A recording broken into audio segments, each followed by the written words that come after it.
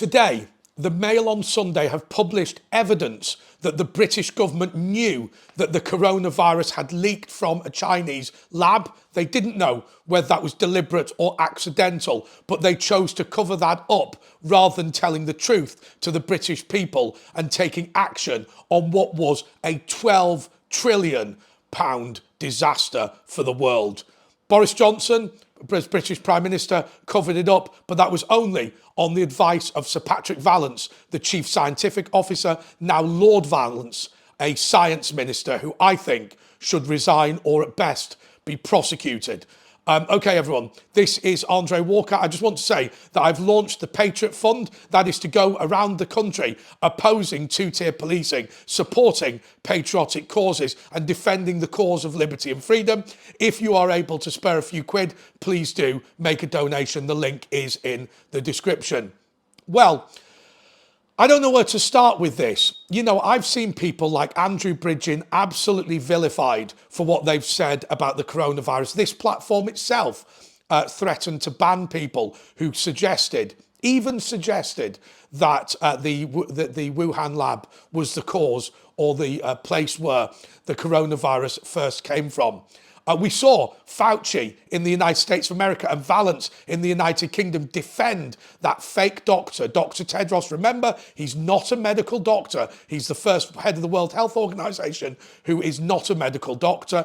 He's an Ethiopian communist who was put there by Xi Jinping of China. All of them worked together in order to prioritize protecting the reputation of the Chinese Communist Party over and above the protection of your health, your wealth and your welfare.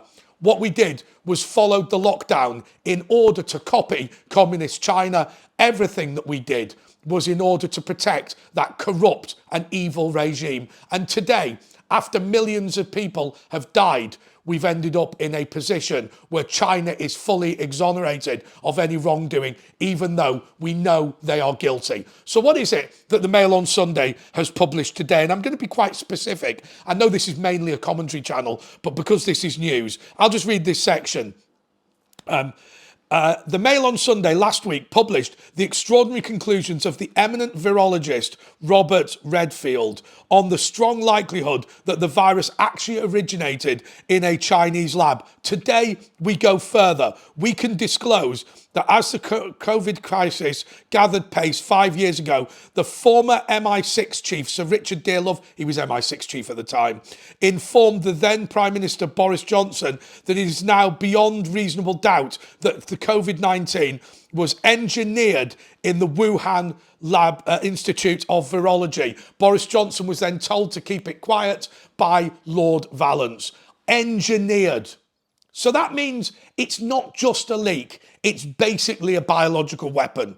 And so China unleashed that on the world, destroying the economy, damaging the health of young people. You know, we complain all the time about young people being lazy. Can I tell you something? They're all suffering from low-level mental health. Your 14-year-old would consider being grounded for a week the worst punishment imaginable.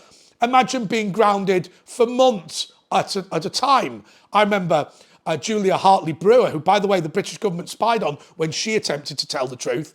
She almost cried when she talked about the fact that her daughter was turning 13 and in her first summer of being a teenager, she wasn't able to go out and about. And look, Julia Hartley-Brewer's as hard as nails. And yet she was so moved that she was devastated. I remember walking around, there's in between Eton and Slough, there's some railway arches, and I saw a group of young people, not from the college, which was closed down, a group of young people hiding under the railway arches, trying to get together, playing some music and just having a bit of a laugh.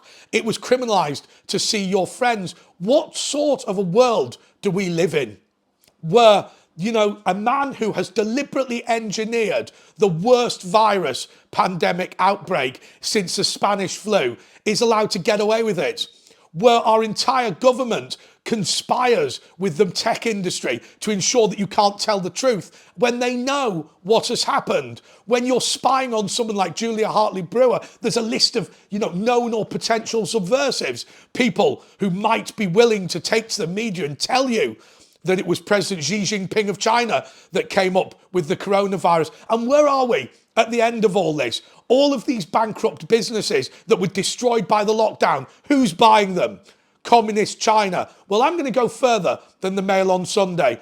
I'm going to say that I believe that we have been victim of a biological attack by the People's Republic of China. I believe it's an act of war, and I believe that we need to say the following. First of all, we believe that the Chinese Communist Party now owes the world $12 trillion. We'll take it in payments.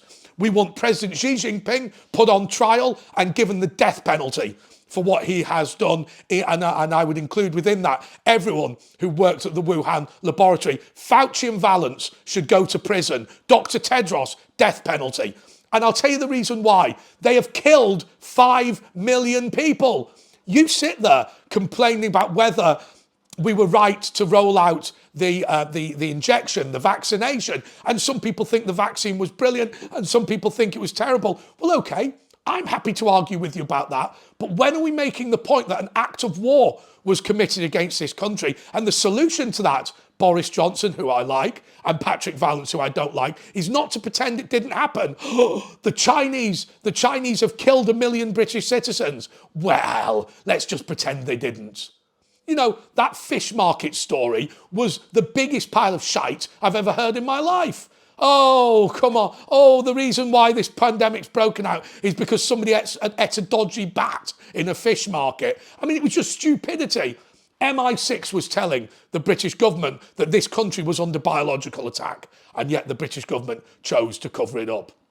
I'll tell you something. You say what you like about Donald Trump, but he had President Xi Jinping's card from day one, didn't he?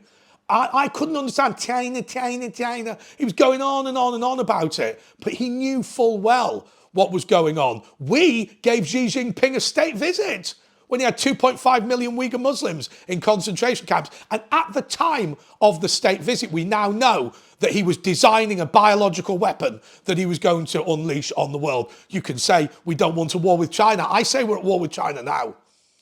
And I genuinely say to you, but whatever you think of Boris Johnson, forget it. He's yesterday's man. Lord Vallance is a current government minister, right? The man who covered up this biological attack. And the other thing is, let me tell you this, they should knight Andrew Bridgen, right? Andrew Bridgen, you know, has been marginalised, he's been ridiculed, he's been humiliated, his multi-million pound business, he's not allowed to access any of the assets, that man's got real problems. And yet he was telling the truth. And what was our solution? To vilify and castigate the man and destroy his entire career for telling the truth. I'll tell you something, we should be thanking Andrew Bridgen, because I wonder whether any of this would have come out without what Andrew Bridgen has done. And as I say, if there was any justice in the world, they would knight him for services to national security. Of course, they won't do that. What they'll do is continue to ignore this problem. Please, please, please donate to the Patriot Fund. I think that we're all very clear now that we're going to need it. But I will tell you one final thing. The guilty men are not the people who rushed out the vaccine. They were stupid to have lied and said it was 100% safe. The guilty men are the people that tried to suppress the truth in order to defend a communist regime that was at war with the United Kingdom. Your family suffered, my family suffered. I didn't see my mother when she was dying because of President Xi of China. If I ever met him, believe me, I'd be holding something under my jacket and he'd take it pretty hard. Okay. Please do donate to the Patriot Fund. That didn't sound dodgy, did it? Please do donate to the Patriot Fund. And I'll put the link in the description of the Mail on Sunday story. Until next time, goodbye.